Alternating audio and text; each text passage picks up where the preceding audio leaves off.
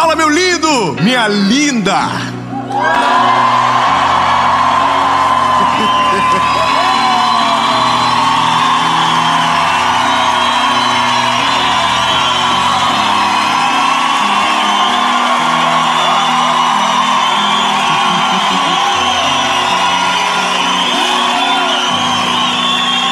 Ah, meu Deus. Minha pressão quase baixou. São Paulo, bebê. Estamos em São Paulo. E essa é... E não foi nada combinado aqui. Os irmãos são... É porque nós estamos muito felizes. Porque sabemos que cada palavra da série Oásis vai ser uma resposta de Deus para você. Então, abra o seu coração. O tema dessa mensagem, eu tenho certeza que vai impactar a sua vida. Eu só quero, antes de qualquer coisa, só para...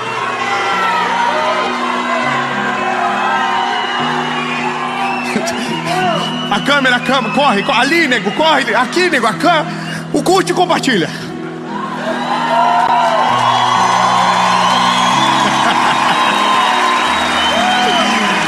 Aí, curte e compartilha, inscreve no canal, manda o vídeo, nem que seja uma indireta para alguém, ativa o sininho. Aquele grupo de política que dando maior guerra, manda uma mensagem no nada.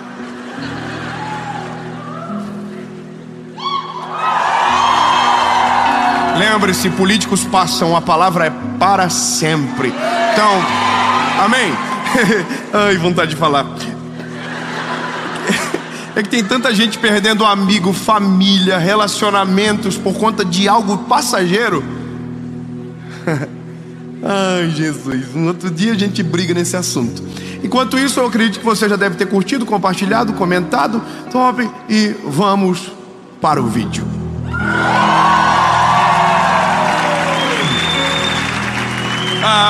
O texto da nossa caminhada é um texto que aparentemente no início ele não conecta com o tema principal, ferimentos de batalha. Mas a nossa jornada juntos vai fazer isso conectar no teu coração para fazer sentido. O texto é de Jeremias, capítulo de número 18. Um texto que provavelmente em algum momento da vida você já deva ter ouvido, estudado, falado sobre. E eu quero ler algo rápido, que é só o começo, dizendo: a palavra do Senhor veio a Jeremias dizendo: levanta-te e desce à casa do oleiro, e lá te farei ouvir as minhas palavras. Você já sabe o que vai acontecer. O Jeremias vai descer à casa do oleiro, vai chegar na casa do oleiro, e quando ele chegar, o oleiro estará na frente das rodas, formando com as suas mãos, a partir do barro, um vaso. É isso.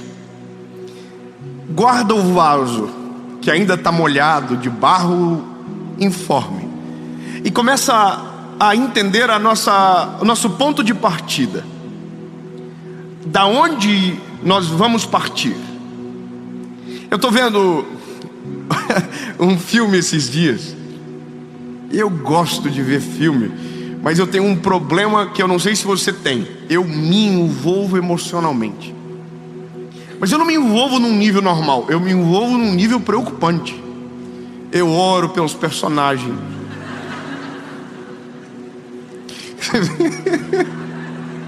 Eu sonho com os personagens. Os personagens fazem parte da minha família no outro dia. E quando morre alguém, eu sinto a dor do luto. Estou falando verdade. Esses dias eu assisti um filme com o personagem que morreu. Aí eu chorei. Minha esposa chegou, não entendeu o que estava acontecendo. Está acontecendo. Fala comigo agora. Quem viu a mensagem de ontem, resolva suas dores, vai entender. Mas eu quero falar do filme que eu vi, né? Deixa eu chegar ao cerne. Eu vi um filme de um ator, que você já deve ter visto ele alguma vez, o Steven Seagal. Rapaz, pensa um homem bom de briga. E ele é tão bom de briga que ele não apanha. Irmão, ele só dá ali. E ele bate de mão aberta. Aí o cabra vem, maior que ele... Aí o cara... E você fala, que é isso, irmão? Chega uma hora do filme que você está começando a torcer. Tomara que ele leve um cacete também. Porque é impossível você entrar numa guerra, numa batalha, e sair de maquiagem, bebê. É impossível você entrar numa confusão chamada vida e pensar que não vai ter nenhuma cicatriz e que vai dar tudo certo para sempre. Irmão, só dá certo no filme do Steven Seagal. Os filmes que eu curto é o do Van Damme. É só referência antiga. Os irmãos da década de 90 já sabem o que eu estou falando. Ou não, me preocupei um pouco agora. Esse irmão apanha o filme inteiro. Dá dó do miserável. Apanha, apanha, apanha. E quando pensa, morreu, ele faz assim, ó. Levanta, olha nos olhos do adversário, dá-lhe um soco. E o adversário morre. Bom, isso também não é real. Não é assim que a vida funciona. A vida, na verdade, ela é muito mais complexa. E o que a gente precisa entender é que, se queremos viver algo de Deus, se queremos viver o plano de Deus sobre nós, em nós, nós vamos precisar aceitar que em vários momentos não será do jeito que a gente deseja. Que em vários momentos nós vamos perder completamente o controle e as provações serão parte da nossa rotina. E eu digo isso para você porque em uma geração onde o conflito está cada vez mais difícil, porque não sei se você percebe, mas a gente está perdendo um pouco a manha de resolver os conflitos da vida, de resolver problema. A gente maximiza tudo, dá um monte de BO nas nossas emoções, a gente paralisa e não consegue. Bom, se você continuar dessa maneira, a tendência de você viver uma vida medíocre sem resultados na presença de Deus é muito grande. Porque o segredo é entrar no conflito e aprender a resolver no conflito, aprender na guerra. Tudo isso que eu estou falando para você é partindo de um princípio que o Senhor ministrou meu coração depois de muito tempo para aprender. Muito tempo. Foi quando eu entendi que todos os meus amigos, grave, eu não estou falando sem um dado claro, não, todos os meus amigos que vivem uma vida extraordinária hoje, debaixo da veste, estão carregados de cicatrizes. Todo mundo que vive algo extraordinário, que vive um plano de Deus, hoje carregam consigo marcas de dor, humilhação, vergonha. E todos, quando falam das vergonhas que passaram, das humilhações que viveram, não falam com luto, não falam com dor. Pelo contrário, é difícil aprender isso, mas agora eu estou começando a ficar bom nesse negócio. Quando essas pessoas que vivem algo extraordinário contam as suas histórias, tem um sorriso no rosto, tem brilho no olhar, e quando o testemunho vem afora, você não quer viver a dor dele, mas quer viver o que ele está vivendo. Porque nós olhamos para alguém que Deus está usando e a gente não tem noção de todas as dores e processos que aquela pessoa viveu para chegar onde está. Então a gente olha e diz, uau, eu queria viver igual. Aí Deus diz, quer? Tem certeza? Aí você faz assim, sobe 2, tira 3, 4 vezes 5, 6, 7. Você faz a conta, olha as letrinhas miúdas do contrato e diz, não quero. Então basicamente a gente vive em um tempo onde muita gente paralisa, porque mesmo sabendo o que Deus quer e aonde o Senhor deseja o levar, o destino está bloqueado, paralisado, porque o processo para tanto, a pessoa não quer. E aí, lindo, eu, dentro de toda essa conversa que tive durante meses, e ouvindo histórias, e conhecendo pessoas, e conhecendo homens e mulheres de Deus, eu entendi que ou eu pago o preço e deixo o Senhor moer em algum momento, para poder posteriormente colher do fruto de um trabalho de forja do eterno, ou eu vou ser linear a vida inteira, sem testemunhos para que os meus filhos me ouçam e desejem viver a ousadia de coragem que o pai em algum momento enfrentou. Se eu perguntar para cada um, todo mundo tem a sua história. Mas, por exemplo, eu estou olhando aqui o pastor Adson, que é o pastor dessa igreja que nos recebe. O senhor ontem na nossa conversa falava do seu tempo de ministério. E eu acho brilhante essas conversas, eu gosto de ouvir porque eu sou um bebê. Eu comecei ontem, e aí quando eu vejo alguém dizendo: eu estou 20 anos falando de Jesus e vivendo o ministério, e o sorriso ainda está no rosto, a alegria ainda transparece, eu começo a entender que existe longevidade mesmo em ambientes de processo de dor e feridas profundas. Porque seja sincero, pastor, eu nem lhe apresentei aos visitantes, mas a gente faz isso já já. Mas para chegar agora aqui e estar nesse lugar, rápido, quantas histórias de humilhação o senhor tem para contar?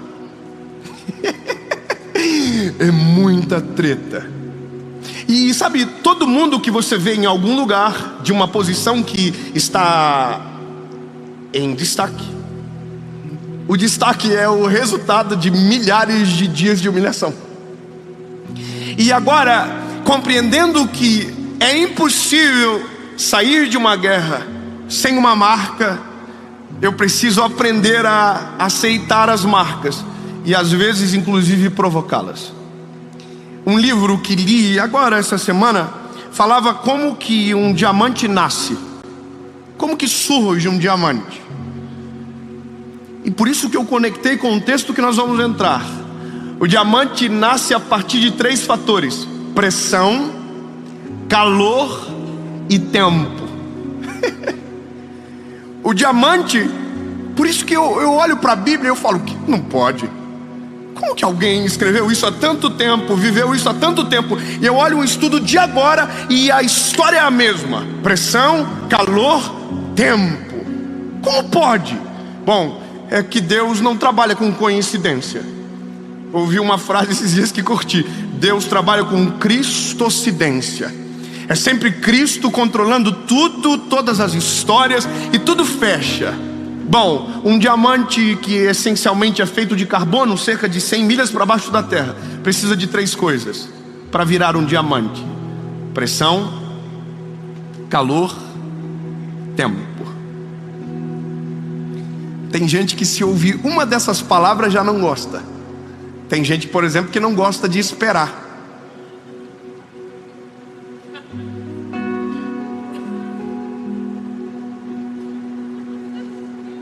Tem gente que brigou com a esposa hoje, que a esposa demorou demais para se arrumar, e já ficou boladão, já reclamou. Bom, tem mulher que não gosta de esperar nem o bolo terminar de assar, abre o forno antes. Tem gente que pegou fila para chegar aqui hoje, ficou bravo, reclamou dentro do carro: por que tanta gente veio? Esperar é uma arte, não é todo mundo que gosta. E tem algo muito pior do que esperar: pressão. A pressão, ela é eu sei, porque eu tenho uma personalidadezinha difícil. Suportar a pressão é suportar as humilhações de um processo que me leva para um lugar aonde Deus quer. E eu sei que nós também temos muita dificuldade com pressão. A gente tem dificuldade com ataques, a gente tem dificuldade quando as pessoas nos perseguem, a gente tem dificuldade quando alguém fala algo contra a gente, e a gente tem uma vontade só: vingança. A gente muitas das vezes não quer viver o que Deus deseja para nós porque a gente quer obedecer à vontade dele. Não, é porque a gente quer esfregar na cara de alguém que nos humilhou no processo, que a gente estava certo e o que Deus tinha para nós era de verdade. Eu sei, irmão, é difícil dar um glória a Deus nessa mensagem. Eu sei que é difícil porque alguns milagres que a gente pede não são para nós, é para esfregar na cara de alguém. Ai, Jesus, meu Senhor, não deixa eu pregar essas mensagens complicadas. As pessoas ficam chateadas. Eu tô aqui falando com você e as histórias surgem na minha cabeça, irmão, porque de vez em quando eu bato de frente com os inimigos. E todo mundo é assim, irmão. De vez em quando eu bato de frente com alguém que me pisoteou. E aí dentro de mim mora o Dave. E o Dave, irmão, é vida louca. O Dave, se mandasse, eu nunca ia estar aqui. O Dave, se governasse, eu ia viver brigando na internet, xingando os outros, mandando direct, ofendendo. Mas graças a Deus que o Dave vive perdendo as batalhas, e quem ganha é o dono dele, que o controla e governa.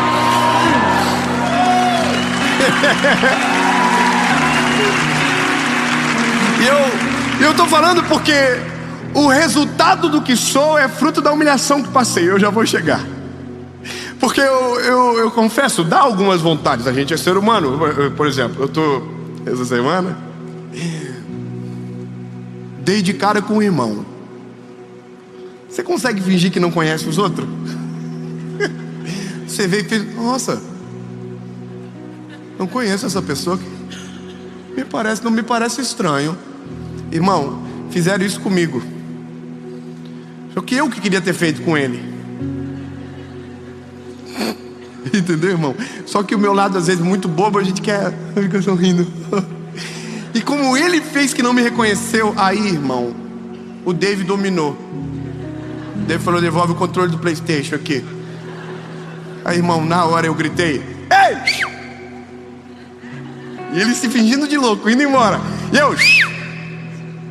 Quando ele olha, eu falei: que isso, cara? Não lembra de mim? Claro que ele lembra. Porque eu lembro dele. E aí ele falou assim: você aí? Aí eu falei: vem cá, rapaz, me dá um abraço.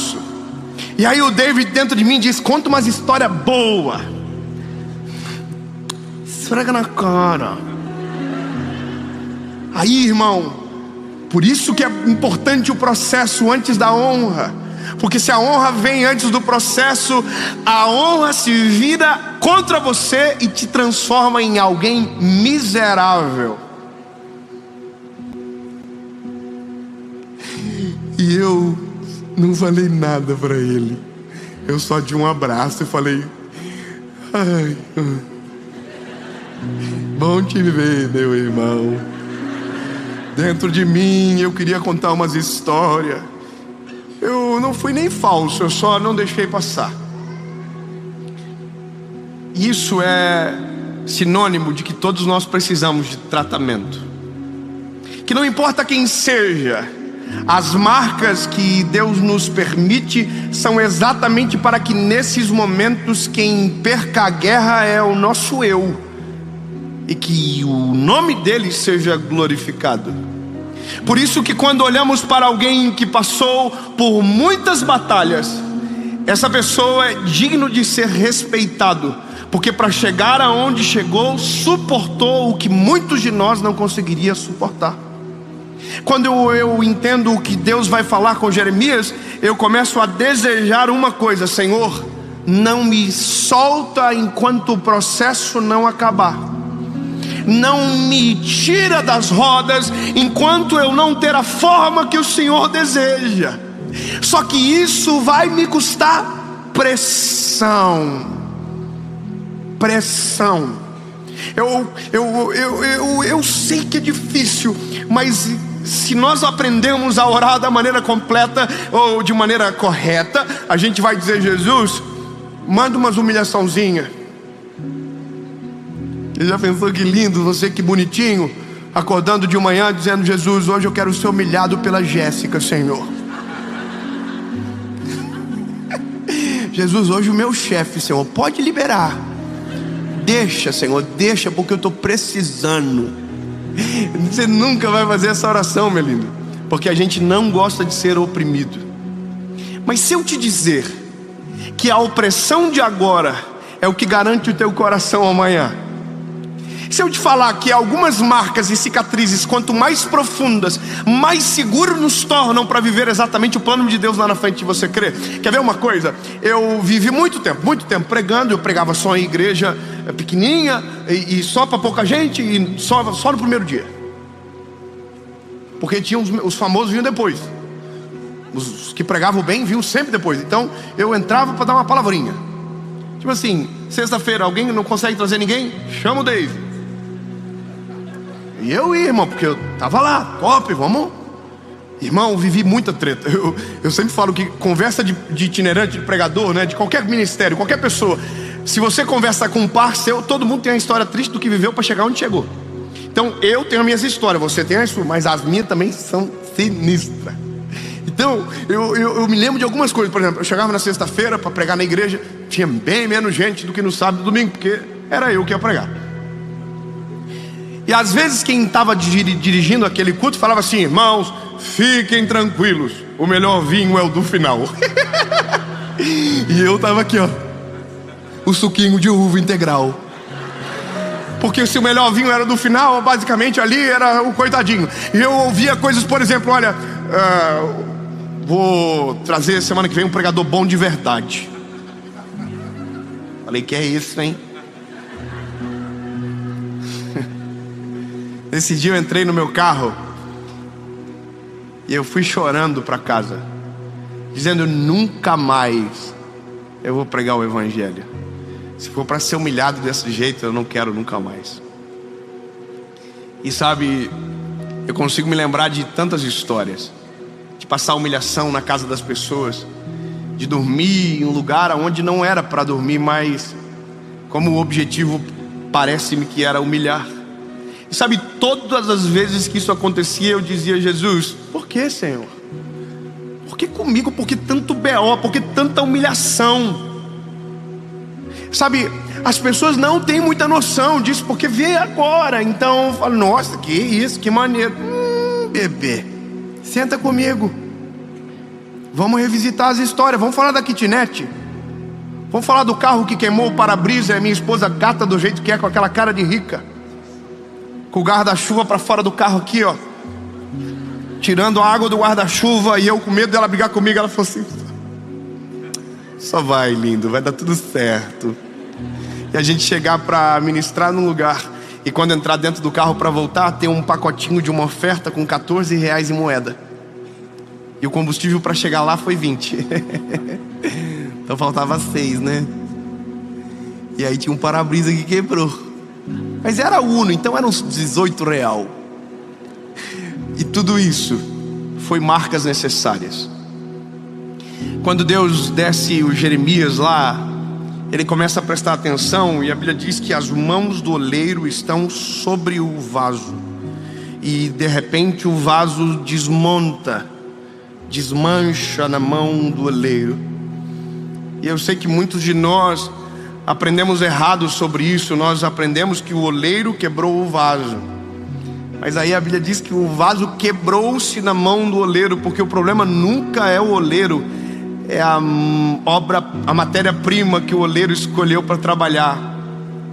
A gente, não sei se você sabe disso, mas você é ruim de dar ódio.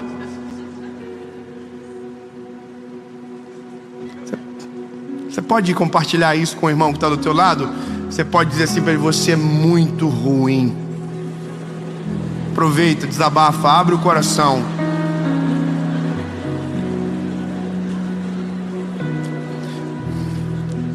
Mas fala para ele: mesmo assim, Deus olhou para você e enxergou aquilo que só Ele consegue enxergar.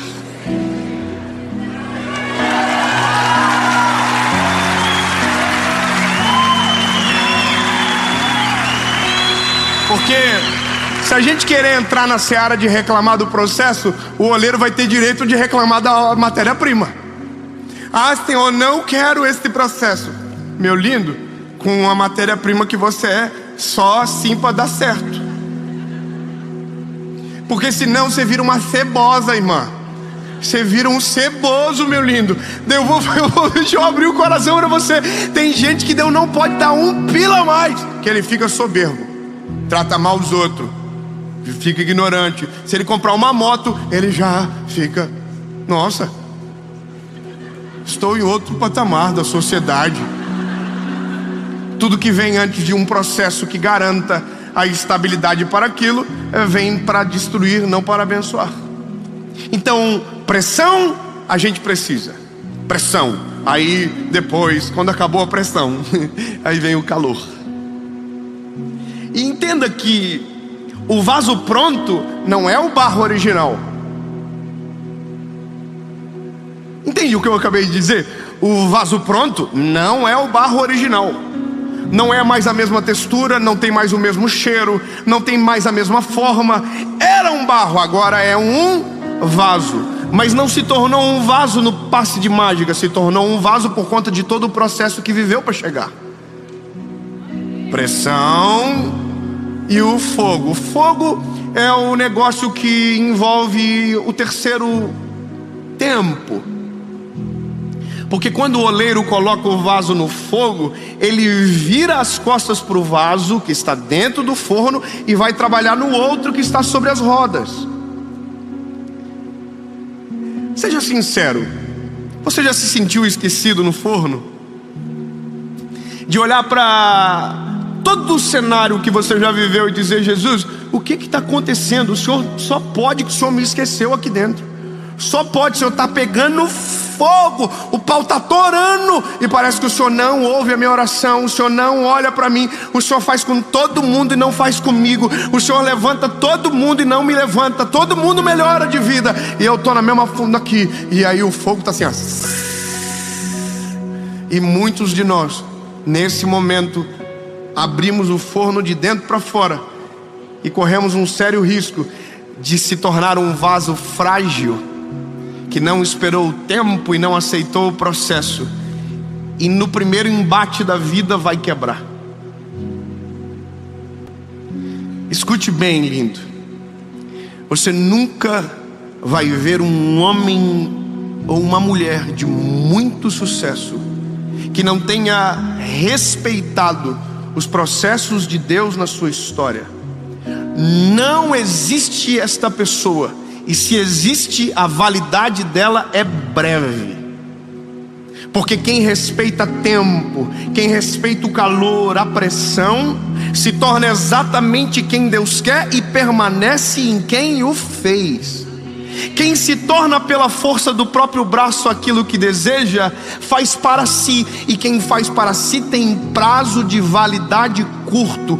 O ego toma conta, o orgulho o domina, a presunção o absorve, e quando ele menos imagina, tudo que tem se vai, porque nunca foi dele, até porque ele não tinha habilitação para ter o que tinha.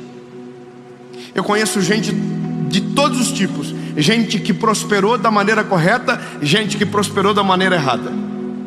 Talvez você sabe do que eu estou dizendo, mas você já viu que tem gente que prosperou com dinheiro que não é lícito, não tem felicidade no dinheiro que tem. Por quê? Porque não tem o processo correto, não tem o processo real.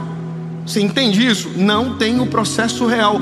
Se o processo não acontece, boicota tudo, o resultado, exatamente tudo. Eu preciso terminar. A Bíblia diz que o oleiro está terminando o vaso, coloca o vaso no forno, e agora a gente segue daqui. O vaso, quando fica pronto, quando o vaso fica pronto, a gente pode dizer que agora ele está preparado.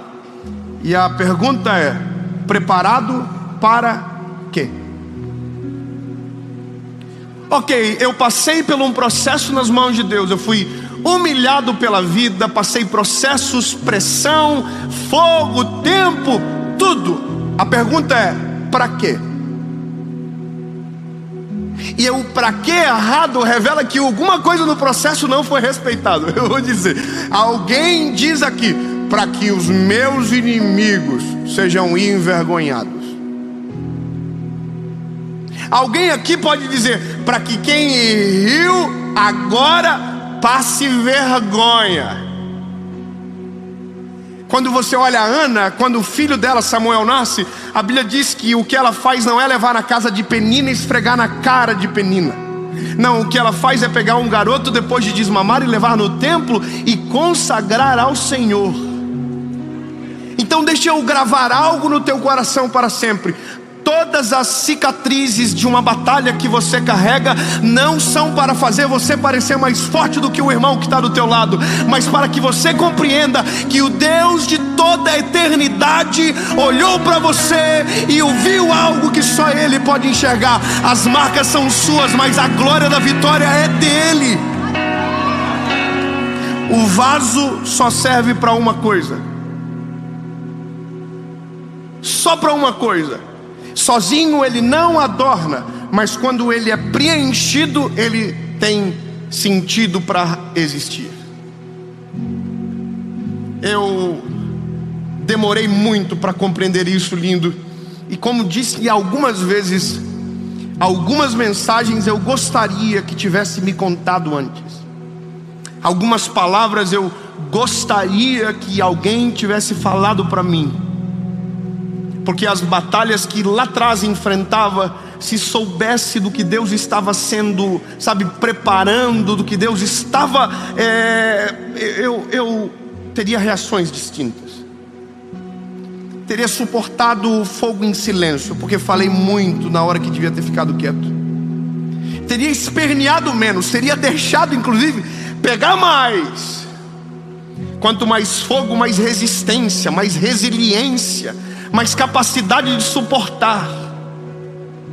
E aí, lindo, eu já chego no final do vaso. Um dia você olha no espelho e pensa que está pronto. E esse dia você errou de novo.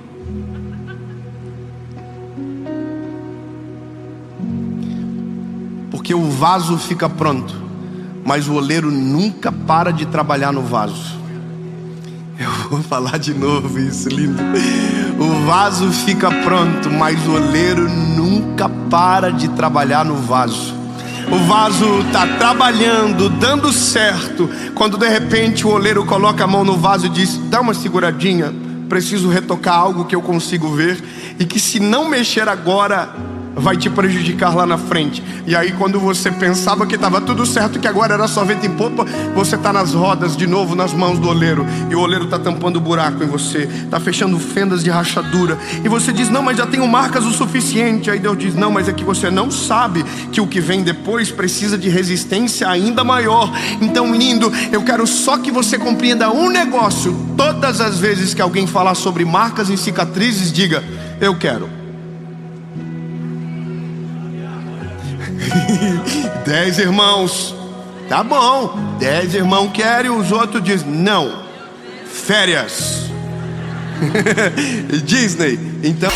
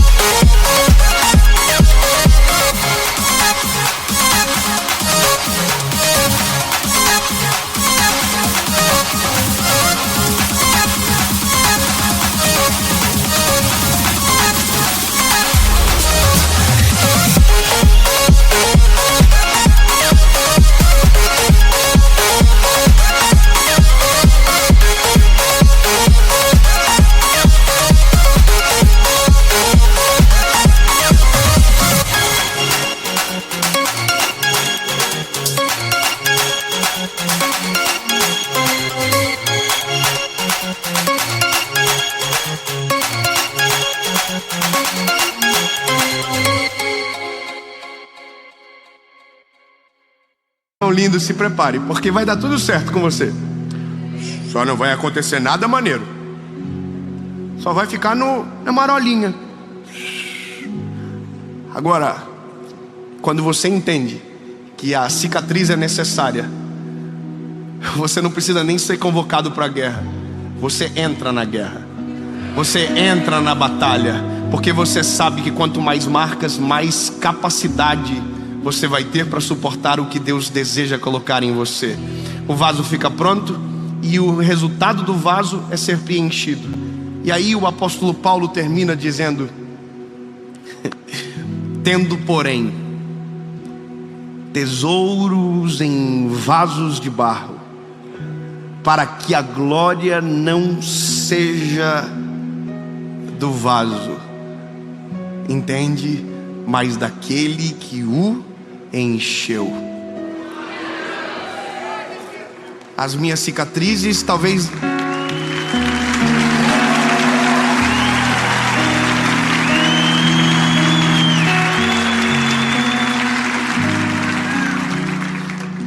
algumas cicatrizes a gente nunca vai mostrar para ninguém, mas todas as vezes que a gente olhar, a gente vai lembrar o porquê e para quê. E talvez um dia, é profético o que eu vou falar agora.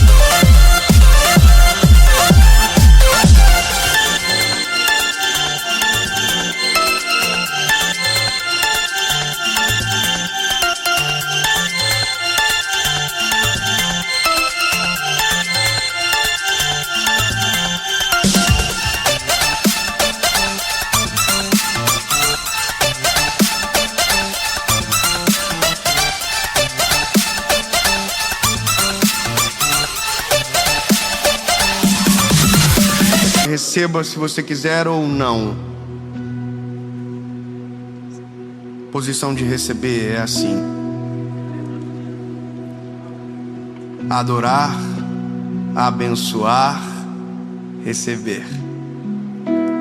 Eu quero declarar no nome de Jesus que todas as batalhas, todas as guerras que você está enfrentando, ou talvez ainda vai enfrentar, servirão para deixar cicatrizes profundas em você. Que talvez não é isso que você desejava, mas se tem alguma coisa que muda o homem de maneira genuína, são as marcas de um combate. Talvez você não percebe, mas cada marca, uma faceta do teu caráter é trabalhada. Cada marca, uma faceta da humildade sua é trabalhada. E quando menos você perceber, uma ferida aberta se transforma numa cicatriz. E a cicatriz que um dia doeu, em nome de Jesus na sua vida, será um motivo para glorificar o nome daquele que te chamou para obras incalculáveis, maiores do que você possa imaginar, mas que só irão acontecer se no nome de Jesus a pressão, o fogo e o tempo forem respeitadas. Amém.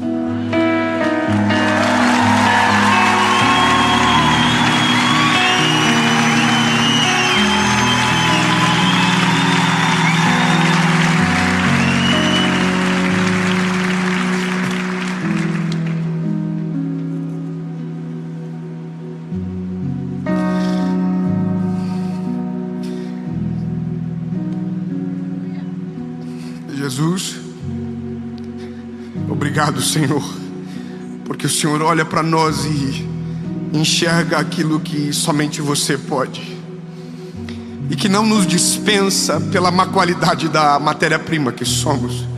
Pelo contrário, o Senhor nos usa, nos aproveita para a glória do teu nome. Mas entendemos, Senhor, que nada é tão simples como parece. Os processos são necessários, os processos são obrigatórios para que então sejamos exatamente aqueles que o Senhor planejou, para que quando o Senhor nos encher, o vaso não quebre, não dê problema, ou tente absorver uma glória que não é sua, mas para que o teu nome apareça, que o teu nome seja glorificado.